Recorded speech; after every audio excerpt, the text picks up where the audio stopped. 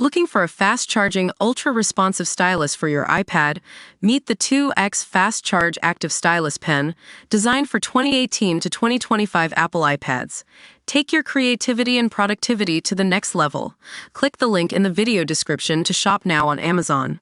Welcome to the episode Edge. I'm your host, and today we're diving into some juicy politics news. President Joe Biden just sat down for a candid interview with The View, where he dropped some serious knowledge about the 2024 election. So, let's get into it. President Biden made no bones about his disappointment in Kamala Harris' loss to Donald Trump. He said he wasn't surprised by the outcome, but that doesn't mean he thought she wouldn't win.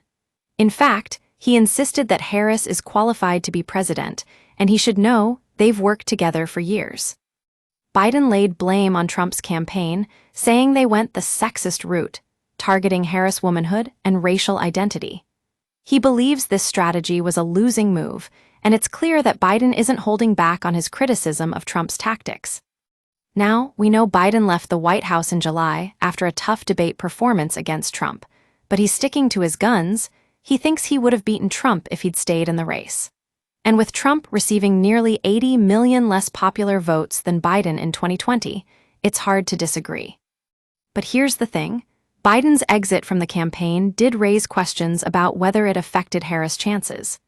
The former president says that wasn't the case, though Harris was a key part of his team and played a vital role in shaping policy.